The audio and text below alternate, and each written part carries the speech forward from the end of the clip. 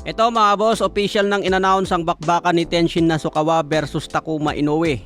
Paglalabanan nila ang bakanteng WBC Bantamweight belt. Ito ang titulo na binitawan ni Junto Nakatani bago umakyat sa Super Bantamweight. May kartada ngayon si Takuma Inoue na 20 wins, 5 KOs, may 2 talo. Samantala si Tenshin may kartadang 7 wins, 2 KOs, wala pang talo. Ito ang nakalaban dati ni Floyd Mayweather sa isang exhibition match sa Japan. Matagal ng panahon yun at ngayon isang ganap na professional na si Tenshin Nasukawa. May edad na 27 ito mga boss at tingin ko magbibigay ito ng swabing laban kay Takuma Inoue. Nangyari kanina ang press conference nila sa Japan at desidido itong si Tenshin Nasukawa na bugbugin si Takuma Inoue.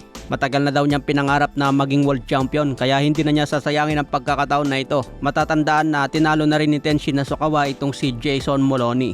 Itong si Takuma Inoue naman, tinalo niya dati si Jerwin Ancas via knockout sa round 9. Pero huling laban ni Takuma Inoue, natalo siya sa kapwa Japanese na si Seiya Tsutsumi. Kaya matinding bakbakan ito sa Japan ngayong November 24. Sa iba pang balita, Errol Spence Jr. at Canelo Alvarez tila magkapareho lang daw ng skills. Dahil matatandaan na tinalo lang din ni Crawford itong si Errol Spence. Sinasabing napakalupit ni Spence pero parang naging easy work lang kay Terence Crawford.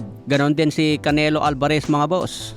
Inakyat pa sa 168 pounds pero makikita natin sa laban parang easy work lang din kay Terence Crawford. Kaya sinasabi tuloy na parehas lang ng skills si Errol Spence at Canelo Alvarez. Baka matulad din si Canelo Alvarez kay Errol Spence na matagal nang bumalik sa boxing. Sa ngayon hindi pa nga bumabalik si Errol Spence mga boss pero sinasabi na sa 2026 magkakaroon na ito ng laban. Baka itong si Canelo Alvarez dahil masakit ang kanyang pagkatalo baka matagal din na makita natin siya ulit sa ring. Pwedeng magpahinga muna si Canelo Alvarez ng 1 taon.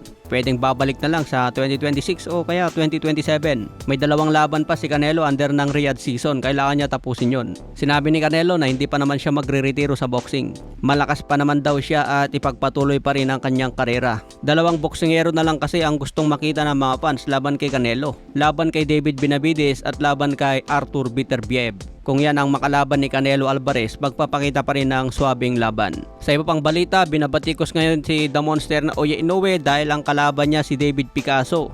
Sinasabi ng mga eksperto na hindi pa raw handa itong si David Picasso. Masyado raw maaga para sa kanya na tapatan ang pound for pound ng Japan. Edad 25 pa lang itong si David Picasso at kulang pa ang kanyang karanasan para tapatan si The Monster Inoue.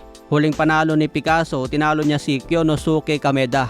Itong si Kameda naman ang makakalaban ni Jandrel Casimero ngayong October 25. Tinalo ni Picasso ito via majority decision. Kung itong si Casimero, pabagsakin lang niya at tatalunin sa knockout itong si Kameda.